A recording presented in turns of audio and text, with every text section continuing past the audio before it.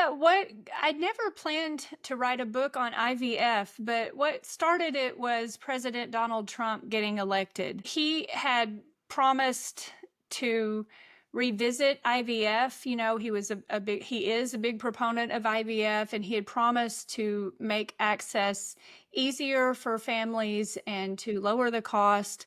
And it wasn't a surprise when the executive order was signed on February 18th. The book was well underway by then, just because at Sophia Institute Press, the leadership there, all the way up to the president, expected that Donald Trump would keep that promise to revisit IVF. So the executive order wasn't a surprise. That's what started the book getting written. Let me pause here just for a moment to welcome you all to the Become Who You Are podcast and a very important discussion on IVF is not the way, the false promises of artificial procreation. This was written by a very competent woman, a beautiful a heart, you can tell from the interview. And her name is Stacey Trasancos. She's the executive director of the St. Philip Institute of Catechesis and Evangelization in the Diocese of Tyler. She's a fellow for Bishop Robert Barron's Word on Fire Institute and teaches theology at Seton Hall University and science at Holy Apostles College and Seminary. She's the author of Particles of Faith, Science Was Born of Christianity, and 20 Answers, Bioethics. She's written articles for all kinds of publications, including the National Catholic Register, Catholic World Report, many others, Relevant Radio. She's been on Ave Maria Radio, Catholic Answers Live. She earned a doctorate in chemistry from Penn State University, worked as a research chemist at DuPont. After becoming Catholic, she earned two master degrees, one in dogmatic theology and systematic philosophy, both summa cum laude, from Holy Apostles College and Seminary. She is a wife and a mother of 7 children. So back to this very important conversation. It wasn't a topic. I've followed human embryonic stem cell research for about 10 years. So that is my connection with this issue, because those embryos come from IVF, in vitro fertilization.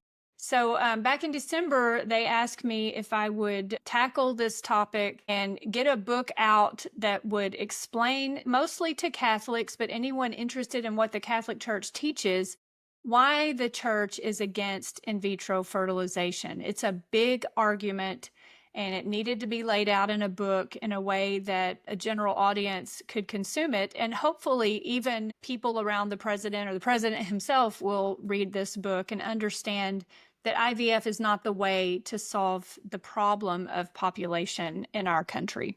Yeah, thank you for that. I wonder, before we dive in here, I wonder how J.D. Vance, as a convert and a Catholic, have you heard, what his position is? I haven't heard him. And I'm not surprised that he's not trying to push back against the president right away on this. Right. I mean, this is a new administration just coming in, but I haven't heard anything from him. It's a process. I haven't heard anything from him either. But what I have noticed the administration is doing is there's a 90-day policy review, and the book is going to make it out. This is the fastest I've ever written a book. And Sophia Institute did a fantastic job of pulling the team together to get this book out on time.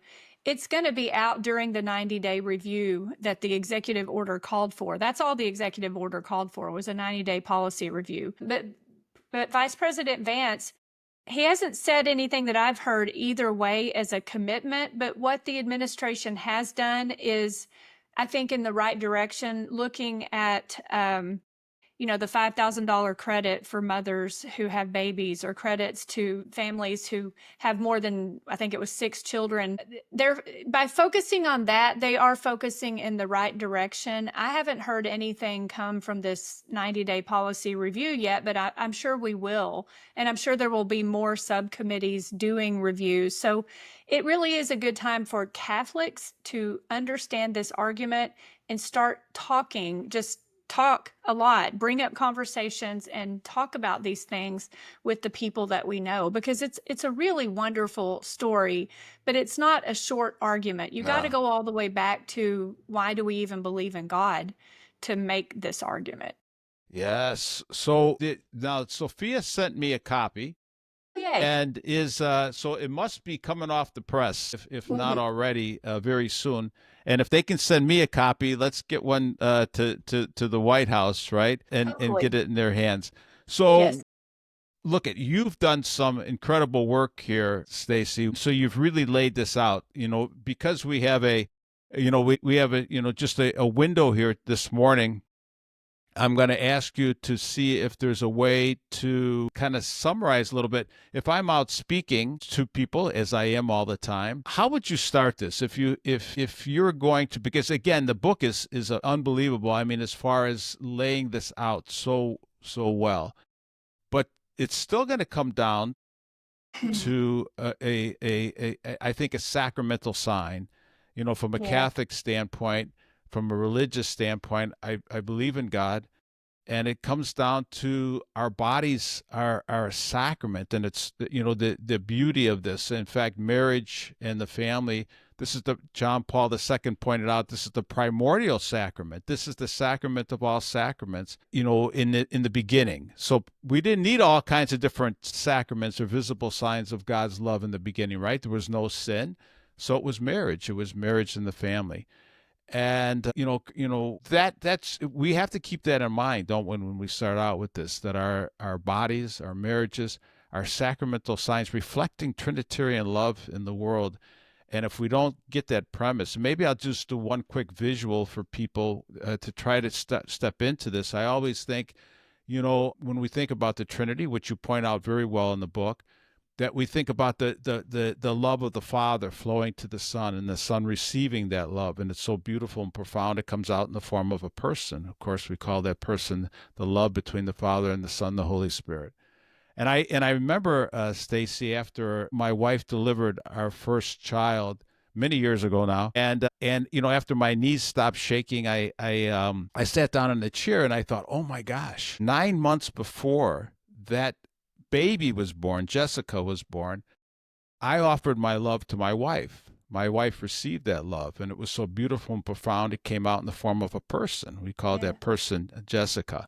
And so that's that tiny creative, God creates us and brings us into this world to bring his Trinitarian love in the world. And the fullest sign of that is marriage, and the union of a man and a woman, and this child that flows from that union, a tiny reflection of Trinitarian love in the world. And that's always, for me, that's a good way to kind of start out a conversation like this. It is. And talking about Trinitarian love is something that people who are not Catholic are really not going to understand. I think even Protestants might have a hard time understanding that because they don't have the rich doctrine of the Holy Trinity the way that we understand it. It's a little bit however you want to express it in the Protestant world, but there's a very clear teaching, dogmatic, theological teaching in the Catholic Church about what the Trinity is. And from that flows the language that Donum Vitae and Dignitas Personae and the Catechism of the Catholic Church uses, that anything that separates, so it's a principle of inseparability, anything that separates the unitive and the procreative aspect of the conjugal act, which is what you just explained, is not okay. Like anything that separates lovemaking and life-giving.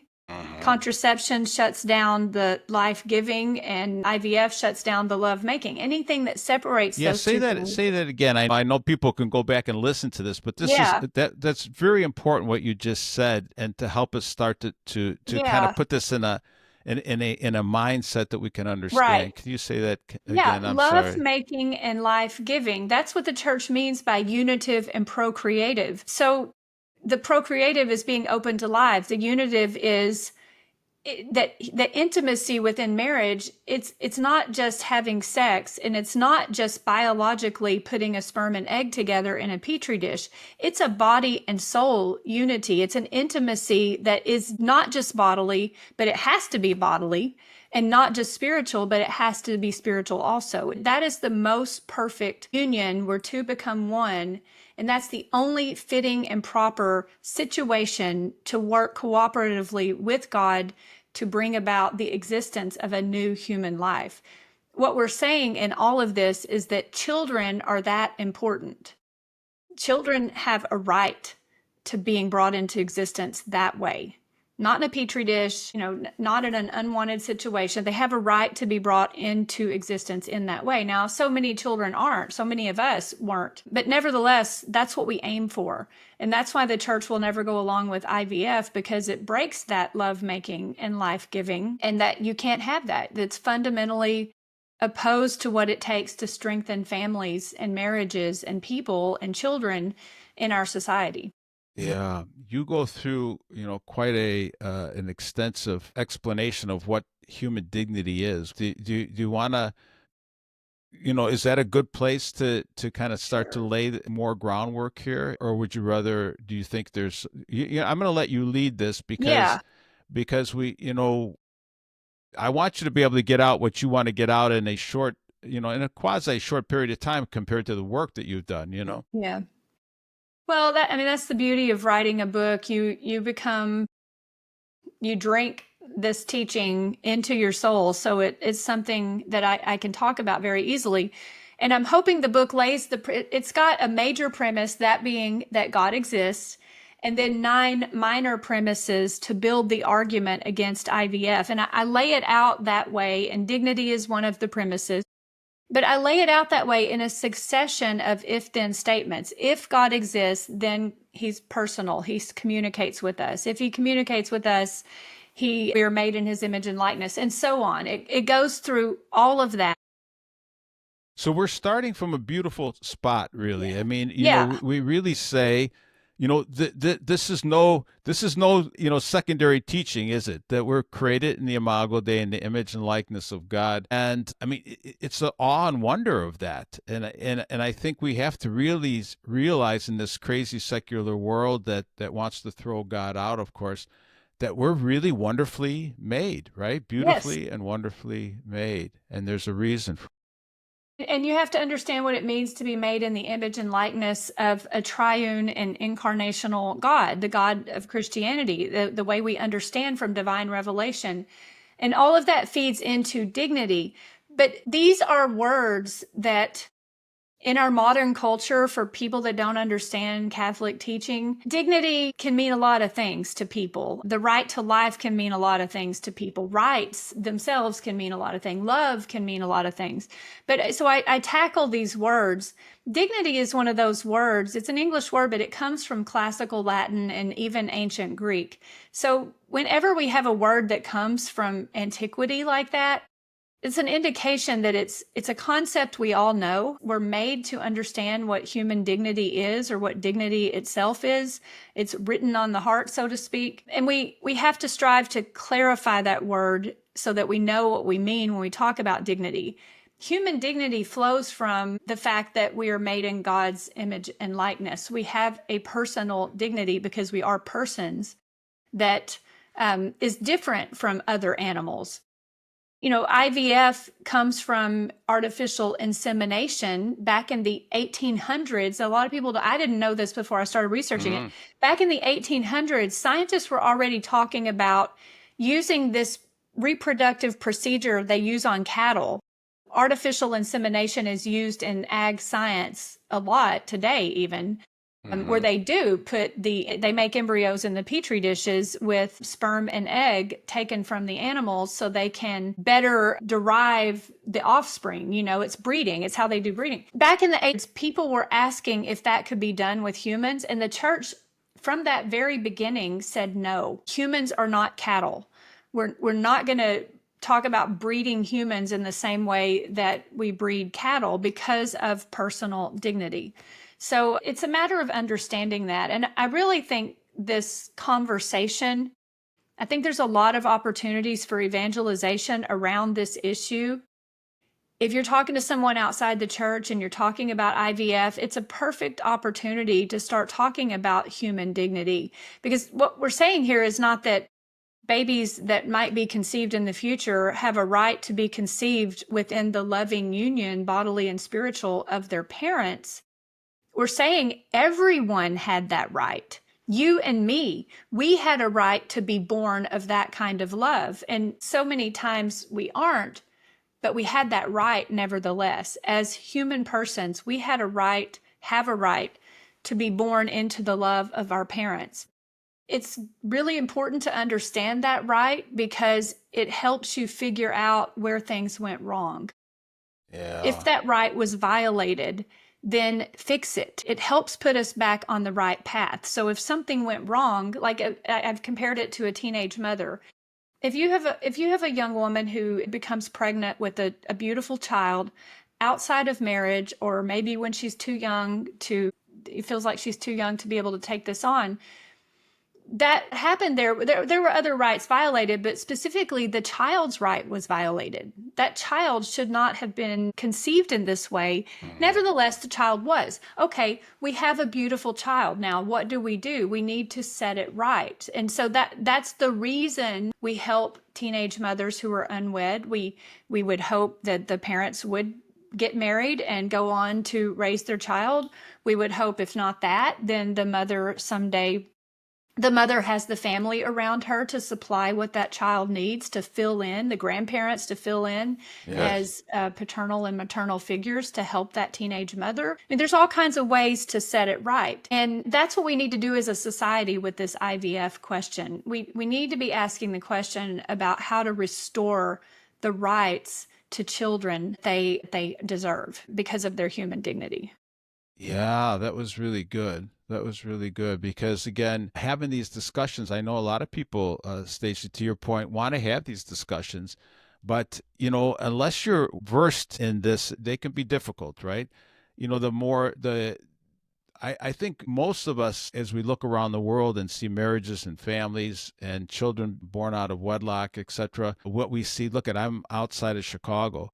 80% of the inner city kids in Chicago are born out of wedlock, and we see the damage that that's done to them, right? Abortion's huge, right? So we see the damage that that's done. The biggest, hardest thing, I think, when it comes to IVF is that these are people that desperately want to bring a child into the world, and it's a very emotional issue.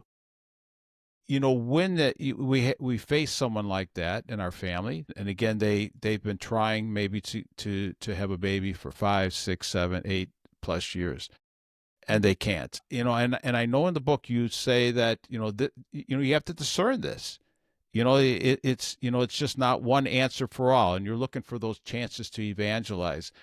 Do you have a couple starting points or things that we might discern when we're approaching this? And I know that's a kind of a open thing because we don't have that person in front of us that's asking, but this is a loving couple that really says, okay, Jack, the church teaches about the beauty of marriage and the family and children. We do all kinds of medical procedures, et cetera, et cetera. Why can't we do this one? Yeah, because of what your children have a right to. And I think it's very important to affirm all the goodness that you hear coming from the other person. I've talked to people who That's a great have point. used, That's a great yeah, point. I've talked to people who have used IVF and they have children and they now regret it. I've talked to people who don't regret it Wait. They've used IVF to have children, or yes, and they regret the choice to use IVF. They don't regret the children at all. And that's part of the tension, because yeah? saying, Why, Stacey? Why do they say why? In other words, you're describing a couple now that had children through IVF, right? And then they look back and they go, wish I they're hadn't done that. regretting it. Yeah. Did they explain to you? Yes, they do. And I interviewed anonymously some of those women. And, Now, what they you said, have some case studies in the back, which I did not get to, and I thought, well, I'll get to those later. So if you're they're there. describing some, okay, good, good. Yeah. No, what they said was, always, no one regrets having the children. The children are, and that's a best case scenario. The parents love their children very much. They love each other. They love their children. Everything is right there. And it's important to affirm that. What they regret, one woman said, was that the children were conceived in this way where mom and dad were just passive. They weren't part of the conception. In the IVF procedure, the man's sperm is collected by masturbation. That is, he's not with his wife. He's got pornography. He's in a closet, at or a little room at the hospital just to collect that sample. The woman, and this is what the mother said to me, when and then the embryo is produced in the petri dish, because they take the egg out of the woman and the man has the sperm, they put it in the petri dish and the embryos come into life. So the mother was really troubled that her own children came into existence in such a cold laboratory setting. And then, that's the second part, that her husband was off to the side. The children came into existence in a cold laboratory setting. And then when the embryos, her children, were put into her body so that her body could become pregnant and nurture these children, it wasn't her husband that was with her in that moment. It was the doctor who put the embryo in there. And she said, I'll always regret that is how my children were conceived. You can't go back and fix it. You can't change it. And we all have done things we regret. We can go to confession. We can accept forgiveness. We can go on the right path. And that's what a lot of people do, because they didn't know, or they were so desperate for children in that moment. They weren't thinking straight. And so there's also hope there then, because even if you've used IVF and you regret that you did that for the reasons I just explained, there's still hope going forward. You're going to raise your kids. You're going to be there for them for the rest of their life. You're going to love them. You're going to teach them how to love. Another mother said to me that it affected her marriage. Like 12 years later, she looks back, and the choice to do IVF led them also to use another woman's eggs, because her eggs weren't healthy, the doctors told her. And so they used another woman's eggs. And they've never told the children that she's not actually their biological mother. And so she lives with greater regrets, because they made the choice and did that. She said it broke something in her relationship with her husband. And for 12 years, they've been sort of white knuckling it, because they don't know how to have the conversation. They have these children. They're getting to be teenagers now. They have siblings of these children in cryogenic storage, and she and her husband don't know how to talk about it. And it has put up a big wall in the marriage that she doesn't know how they're going to break down. So, and they're devout Catholics. It's just that they have a lot of things they've got to talk about. They've got to talk about what to tell their children. They've got to talk about whatever got broken in their relationship and how to restore it after 12 years. And they're worried. The mother said to me, she's actually worried about what her children think of marriage now, because for their whole life, they haven't seen the kind of united marriage she wishes they had seen. Yeah. So she's worried about the next generation not understanding marriage now. Yeah, it's really something, it's difficult as we all look back on our lives, especially, look at that, I'm a baby boomer, and I was born in the late 50s, and, the sexual revolution was alive and well by the time I came in, and man, we were told a lot of lies. Yes. You mentioned it in the book, and I felt the same way. The church teaching is so beautiful, and always looking back, I always said, see, she knew something I didn't know. So there's wisdom coming down through the ages here. Let's talk a little bit about move away from, just those loving parents to the ways that this technology can be distorted. It's being distorted in many, many ways.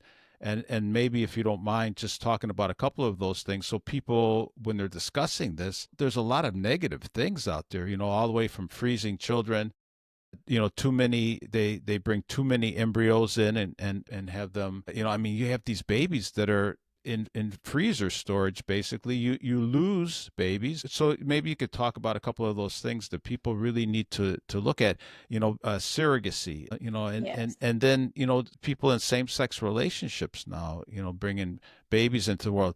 We don't know the long-term effects this is going to have when you talk about the individual children that are going to go through life like this.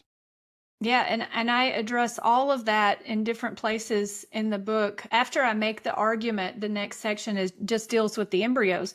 I didn't want to start with the embryonic children, because that's a consequence of what went wrong with unitive and procreative in the first place. So I want to make that very clear, because it's easy just to start with all the embryos that are in cryogenic storage as an argument against IVF. That's actually a consequence of breaking God's laws in the first place.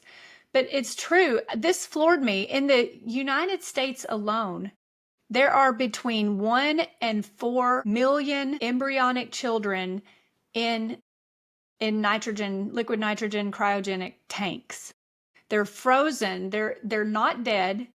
They're alive, but frozen, suspended in development in this absurd situation because their parents don't want to raise them yet, or they don't want them at all. So why is it 1 to 4 million? It's because there's not good data on this and no one really knows how many. There could be more. And that's just the United States. Different nations record this data differently. In Italy, you can't even donate the embryos. So somebody at MIT said they're in limbo. They're in a cryogenic limbo indefinitely until they figure out what to do with them. So that's one consequence, is that we live in a society where there are 1 to 4 million of us frozen in a tank, and that commoditizes the children. They're either going to be donated to science, which means whatever scientific breakthroughs come about in human development, understanding, and medicine could be because of these embryos that are stored in tanks and donated to science and killed in research. And if they're not killed in research, you could think about the most despicable things that science can do, right? Bringing these children to life and then using them for organ transplants. We're trying. I'm in Illinois, and I call it the belly of the beast, Stacy, here, because we'll do anything to anybody, right? It's just this corrupt government that we have. And it's not just the government, right? We're the IVF capital of the world here around Chicagoland area, right? And so this is very, very, very, very common. But they're pushing these late-term abortions here and stuff, and underneath some of that is because they want these children to have their organs more fully developed before they take them out of a mother's womb and then use them. And this has been going on for a long, long time. So anyways, the point is we have to be careful with these technologies, and just because we can do something scientifically, to your point, it doesn't mean it's right, is it? Just because you can doesn't mean you should. And we have to figure out now what to do with these embryos. They're either going to be thawed and allowed to die, they're going to be donated to science and killed, or people are going to try to adopt them. So now there's this whole debate about embryo adoption. Is it morally licit for a woman to adopt, a couple to adopt an embryo and have that embryo brought to term by a woman who's not the biological mother? There's surrogacy questions. I've got a story in the book about a woman who was in her 20s, but in her teenage years, she had a boyfriend, and it turned out that there was a doctor in their town who was using his own sperm with eggs from mothers seeking IVF with their husbands. He was using his own sperm and putting the embryos into these women. And so this town had a lot of half siblings. And this woman was telling the story that I remember reading about that. She'd been intimate with her own half brother unknowingly. She was about to marry him, or she could have married him. And the trauma that it caused her was that she's terrified to be in a relationship with anyone because she doesn't know who is her half sibling out there. And she's terrified for her own children to get into relationships. And so those are things you don't think about in the beginning. Of what it does to family life. And that's an extreme story, but still, it's because a doctor decided to do that, to trick people that way. It opens up the opportunity for so much commoditization of the children. I saw an article yesterday about they can now genetically screen the embryos so well that doctors think they know what risk your embryos are going to have. And the particular article I was reading was a screening for obesity. So parents can now, they're saying, I don't think they really can, but anyway, they're saying that parents can screen embryos for the ones that are at risk for obesity and reject those embryos in favor of another embryo that's not at risk for obesity. That's just leading to all kinds of horrible things. I don't think they really know genetically that much, but they're telling patients this. That's not the picture the church has of cooperating with God to welcome the new existence of a human person. That's not how we treat people, not our children especially. Yeah. You bring out in the book, the three things we really have to be cognizant of, and the beginning, the metaphysical, the beginning, our actions, and then where we're going. Kind of in the beginning, where we're at now, what actions we're going to take, and keeping your eye on where we're heading, right? The beatific vision. And so if we lose sight of that completeness, I thought that was a really wonderful way you unpacked that, Stacy. Can you talk a little bit about that? Look, we've got about maybe 10 minutes left, so it's not like we have a ton of time, but you did it really really well in there. And I think just to kind of put a kind of a an overview, go above the trees a little bit, and just say, hey guys, we have to keep this in mind.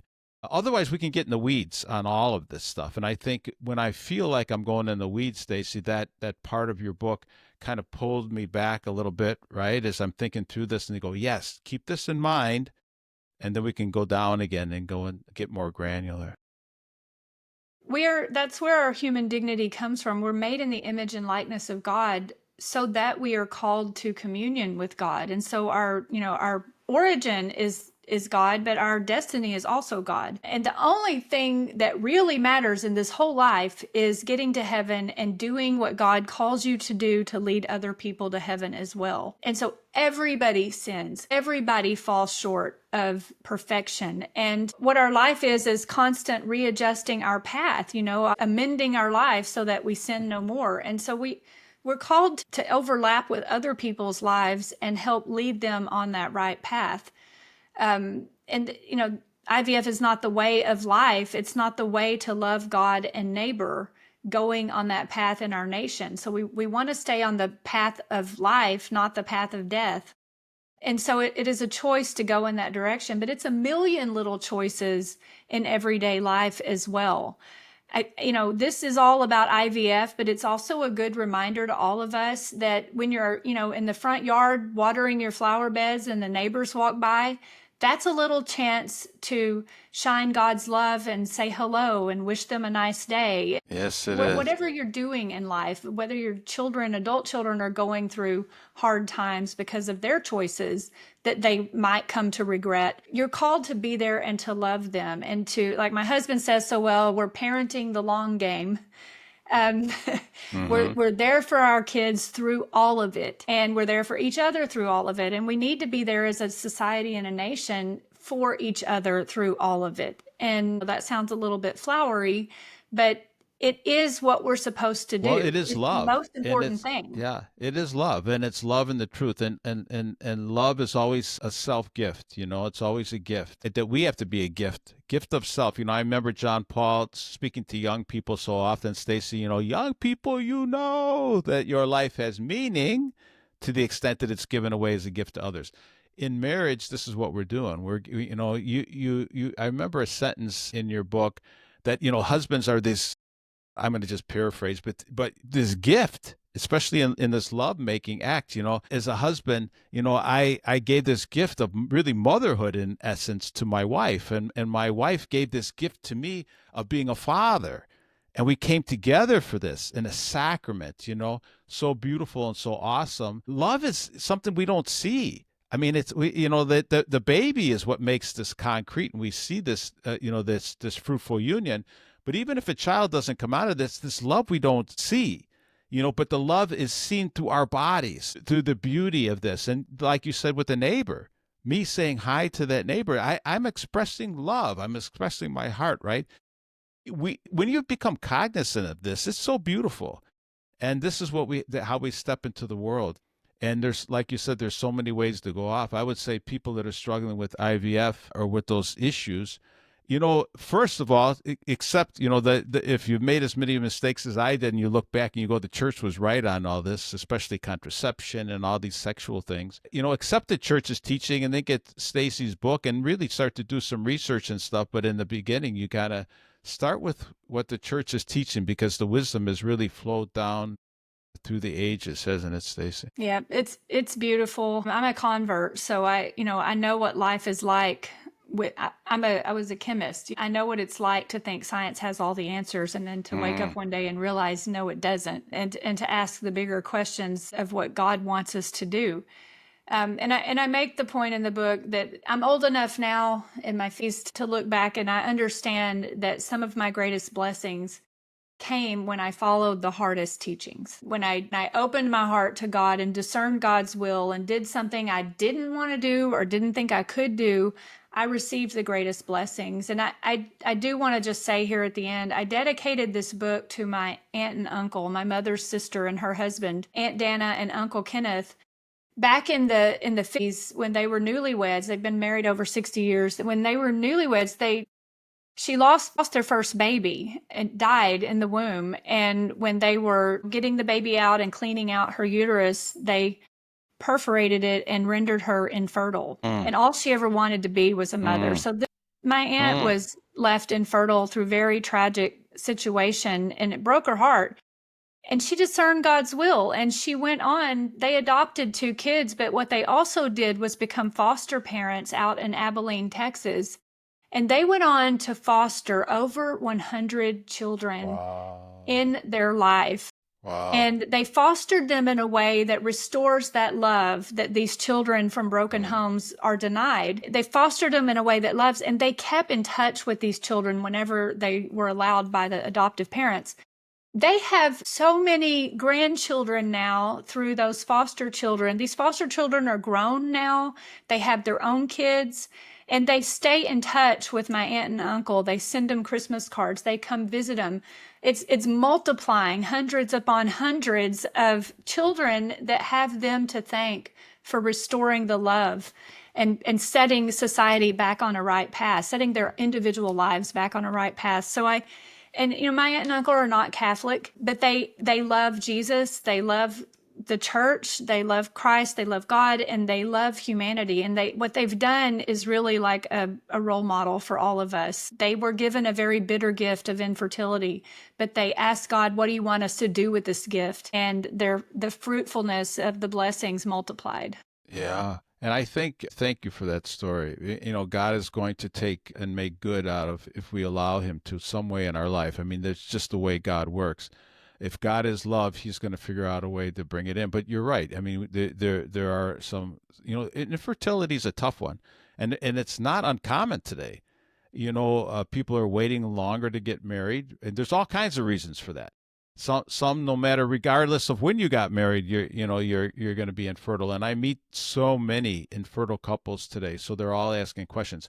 I'll just mention in here too that there's natural ways. I just mentioned quickly, I've had Dr. Hilgers from the Paul VI Institute on a number of times, his daughter. And NAPRO technology, we have these beautiful ways that they can look and really get to the underlying issues. Because one thing with IVF, Stacy, is I'm sure you know very well, they don't get to the underlying issues of what can be going on with a woman. I know in the Chicagoland area here, women go and they don't even look at their health and what's going on with their body. They're just going to do this artificial method. And there are methods when you start to look outside and say, okay, well, what else can I do? There are things, you're not just on your own.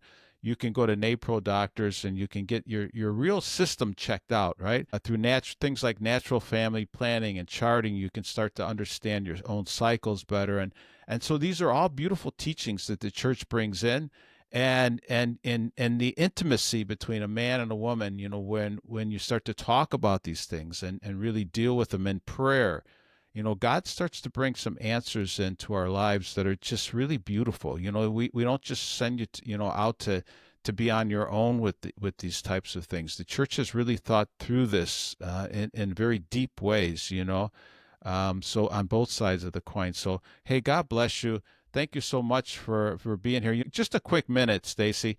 What brought you into the faith? You're a convert. You're a chemist. I have a daughter that's a doctor, and I'll tell you that it's the hardest ones sometimes are the ones that have studied so much biology and chemistry that they somehow their mindset gets changed a little bit. And it's very difficult for many scientists, not all of them, but to come into a deeper faith. Sometimes it takes a tragedy often. Yeah, I needed answers outside of science. I was in my 30s, and I asked my husband, who's a cradle Catholic, where's the truth? I need to know the answers. My life is going by, and I thought chemistry was everything, and it's not. And I admit that now. I just don't know what to do. I didn't know how to talk about love or relationship or bonding in any other context other than electron orbitals and nuclei. Yes. I didn't know how to have relationships. And so it's just been a wonderful ride. I love science even more now because I understand that it's the study of God's handiwork. And I no longer work as a chemist because when we started having our children, I made the decision, because he told me, I'll support you in whatever you want to do. I made the decision to be home with them and raise them. So I work from home now as a writer and an online professor at 3 different Catholic institutions. Wow. But it all started because I wanted to be a mother and be here with my children. And my husband said he'd support me in doing that. So we sort of built our life around that. Yeah, that the heart was made for the truth, wasn't it? And we're made for this. We're made for these answers. Look, this is an awesome book. And actually, speaking of that, if people just want to get into their heart, what is the philosophical foundation for all this? It starts with philosophy, doesn't it? And what Stacy just said, we're all have a heart to seek the truth. It's so important. So there's a lot in here. I mean, this is a good book, even for people just trying to find out who I am as a person, answering those big questions. What's the meaning and purpose of life? You did a lot in here. So kudos to you. You're an accomplished woman, obviously, from your background in education and chemistry, and mother and wife. So thank you so much. Thanks for your time. And this is at Sophia Press. I'll make sure I put a link in there. Do you know, is it actually available today? If it's not, it's going to be very soon. Do we know the date? May 20th. May 20th. Coming. Okay. And people certainly should buy the book. And as soon as it's ready, they'll send it out to you. So God bless you, Stacy. Thank you so much. Thanks for being a gift. And goodbye, everyone. Thanks for joining us. We appreciate your time.